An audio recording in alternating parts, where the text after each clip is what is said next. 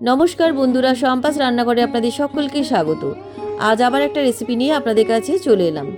আজকে আমি আপনাদেরকে হোলি স্পেশাল মতিচুর লাড্ডু বানিয়ে দেখাবো। কিভাবে খুব কম খরচে এবং বাড়িতে কিভাবে একদম পারফেক্ট মতিচুর লাড্ডু বানাবেন, রেসিপিটা আপনাদের শেয়ার করলাম। তাই ভিডিওটা স্কিপ না করে পুরো রেসিপিটা দেখার অনুরোধ রইল। রেসিপিটা ভালো লাগলে আমাকে কমেন্ট বক্সে কমেন্ট করে জানাবেন।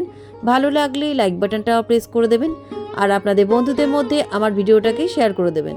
আর আমার নতুন বন্ধুদের কাছে অনুরোধ, আমার চ্যানেলটাকে সাবস্ক্রাইব করে পাশে থাকবেন।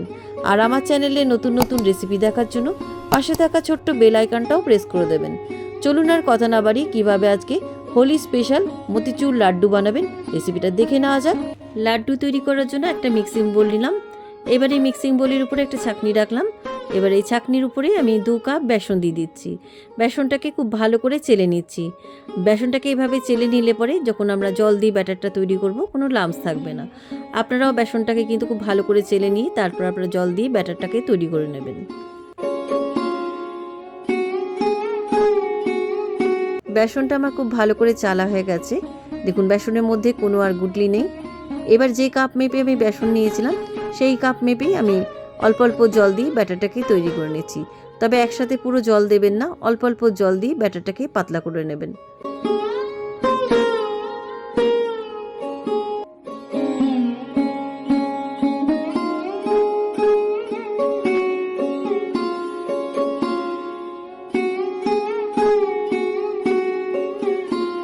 এক কাপ জল দিয়ে ব্যাটারটাকে কিছুটা পাতলা করে নিয়েছি। আরও 1 কাপ জল নিয়েছি। এবার অল্প অল্প জল দিয়ে ব্যাটারটাকে আরও পাতলা করে নিচ্ছি। ব্যাটারের কনসিস্টেন্সিটা আপনাদের শেষে জানাবো এবং কতটা জল লেগেছে সেটাও আপনাদের বলে দেবো।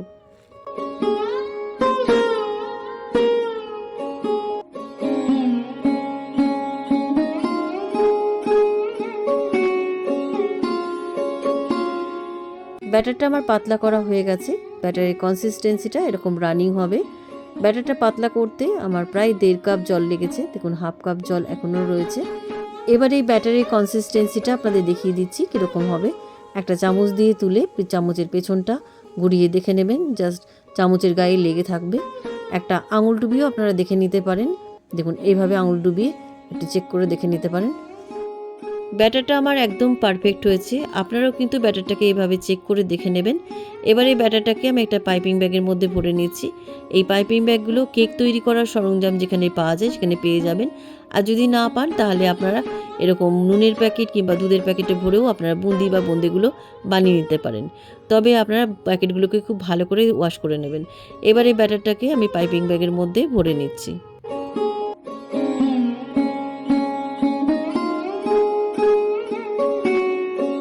পাইপিং ব্যাগের মধ্যে কিছুটা ব্যাটার ঢেলে দিলাম। এবার উপরটা টাইট করে বেঁধে এবার বুন্দিগুলো ভাজার সময় আমি কাঁচি দিয়ে এই সরু মুখটা কেটে নেব। এবার ইন্ডাকশানে একটা কড়াই বসিয়ে দিলাম। কড়াইটা গরম হয়ে গেছে। এবার আমি বুন্দিগুলো ভাজার জন্য বেশ খানিকটা সাদা তেল দিলাম। তেলটা গরম হয়ে গেছে। আঁচটাকে কিন্তু মিডিয়াম টু লোতে রাখবেন। এবার আমি যে পাইপিং ব্যাগের মধ্যে ব্যাটারটা ঢেলে রেখেছিলাম সেটা কাঁচি দিয়ে সরু মুখটা একটুখানি কেটে নিচ্ছি। দেখুন একদম ছোট্ট করে কেটে নিলাম। এবার আমি ওপর গরম তেলের মধ্যে ব্যাটারটা ঢেলে দিচ্ছি। এভাবে উঁচু করে ব্যাটারটা একটু ঢালবেন, তাহলে বুন্দিগুলো গোল গোল হবে। দেখুন তেলের মধ্যে ব্যাটারটা ছাড়ার সাথে সাথে বুন্দিগুলো কেমন গোল গোল হচ্ছে। আপনারাও কিন্তু এভাবে উঁচু করে একটু ব্যাটারটা ছাড়বেন, তাহলে বুন্দিগুলো গোল গোল হবে। আর আঁচটাকে কিন্তু হাই হিটে রাখবেন না, মিডিয়াম টু লোতে রাখবেন।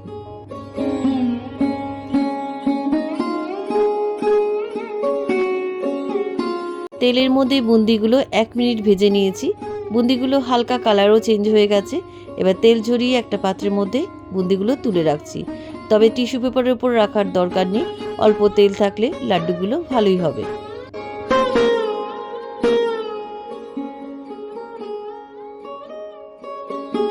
প্রথম ব্যাচে সমস্ত বুন্দিগুলো তেল ঝরিয়ে পাত্রের মধ্যে তুলে নিলাম। বাকি বুন্দিগুলো একইভাবে ভেজে নিচ্ছি।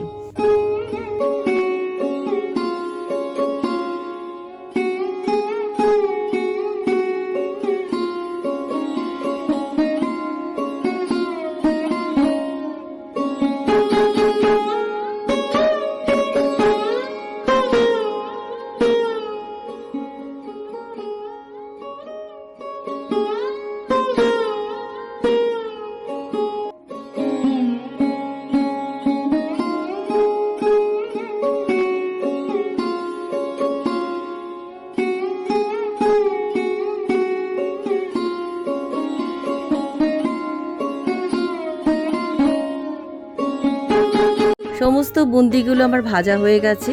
এবার এটাকে সাইডে রেখে দিয়ে ইন্ডাকশানে একটা ফ্রাই প্যান বসিয়ে দিলাম। ফ্রাই প্যানের মধ্যে আমি দিয়ে দিচ্ছি 1 কাপ চিনি। যে কাপ মেপে আমি বেসন নিয়েছিলাম সেই কাপ মেপেই আমি 1 কাপ চিনি নিলাম, আর ওই কাপ মেপেই আমি দিয়ে দিচ্ছি 1.5 কাপ জল।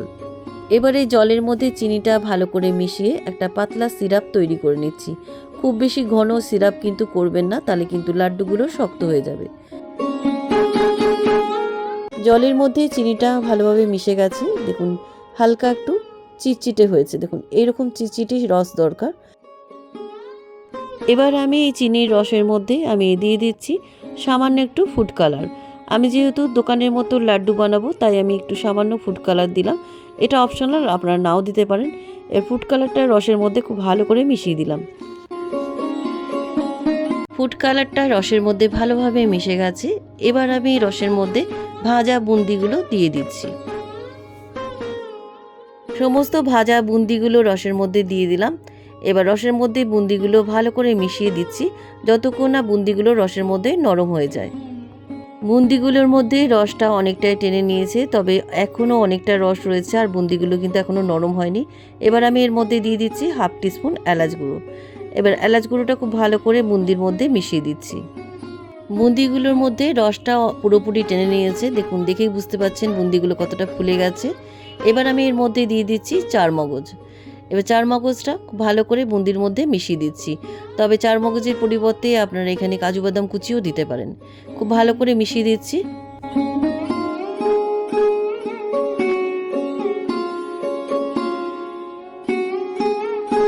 লাড্ডুর মিশ্রণের মধ্যে 4 মগজ ভালো করে মিশিয়ে দেওয়ার পর শেষে আমি এর মধ্যে দিয়ে দিচ্ছি 2 টেবিল চামচ গাওয়া ঘি। এই গাওয়া ঘিটা কিন্তু স্কিপ করবেন না, এটা কিন্তু অবশ্যই দেবেন। এতে লাড্ডুর স্বাদের গুণ অনেক বেড়ে যায় এবং লাড্ডুগুলো বেশ শাইনি হয়। গাওয়া ঘিটা খুব ভালো করে মিশিয়ে দিচ্ছি। লাড্ডুর মিশ্রণটা আমার একদম রেডি। এবার আমি তুলে আপনাদের দেখাচ্ছি। বুন্দিগুলো কিন্তু একদম নরম হয়ে গেছে, দেখুন ভেঙে যাচ্ছে, বুঝতেই পারছেন বুন্দিগুলোর রস একদম ঢুকে গেছে। এবার আমি ইন্ডাকশান থেকে নামিয়ে একটা পাত্রের মধ্যে আমি লাড্ডুর মিশ্রণটা ঢেলে রাখছি।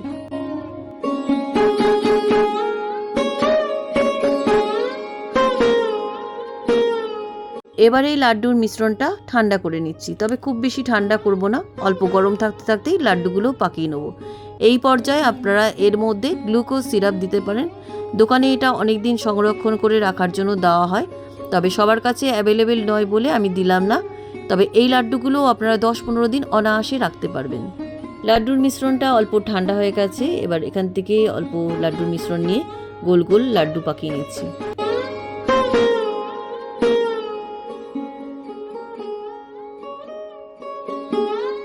একটা লাড্ডু আমার গোল করে পাকানো হয়ে গেছে। আমি এখানে মিডিয়াম সাইজের লাড্ডুগুলো বানাচ্ছি, আপনারা এর থেকে বড় কিংবা এর থেকে ছোটও বানাতে পারেন। এবার একটা পাত্রের মধ্যে তুলে রাখলাম। এইভাবে প্রত্যেকটা লাড্ডু আমি গোল গোল করে পাকিয়ে নিচ্ছি।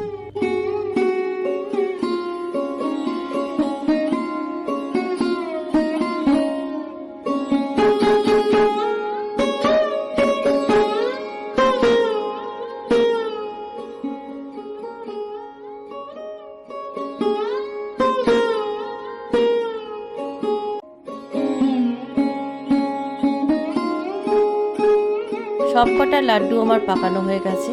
এবার লাড্ডুগুলো দেখতে সুন্দর লাগার জন্য উপর থেকে একটা করে 4 মগজ দিয়ে দিচ্ছি। একটা লাড্ডু আপনাদের ভেঙে দেখাচ্ছি, লাড্ডুগুলোর ভেতরটা কতটা সফট আর জুসি হয়েছে। দেখুন দেখেই বুঝতে পারছেন লাড্ডুগুলো কতটা সফট আর জুসি হয়েছে। কেমন লাগলো আজকের হোলি স্পেশাল মতিচুর লাড্ডু রেসিপি? আপনারাও হোলির দিনে এভাবে লাড্ডু বানিয়ে সকলকে বানিয়ে খাওয়ান, সকলেই আপনার প্রশংসা করবে। রেসিপিটা কেমন লাগলো আমাকে কমেন্ট করে জানাতে ভুলবেন না। ভালো লাগলে লাইক বাটনটাও প্রেস করে দেবেন, আর আপনাদের বন্ধুদের মধ্যে আমার ভিডিওটাকে শেয়ার করে দেবেন। আর আমার নতুন বন্ধুদের কাছে অনুরোধ, আমার চ্যানেলটাকে সাবস্ক্রাইব করে পাশে থাকবেন। আর আমার চ্যানেলে নতুন নতুন রেসিপি দেখার জন্য পাশে থাকা ছোট্ট বেল আইকনটাও প্রেস করে দেবেন।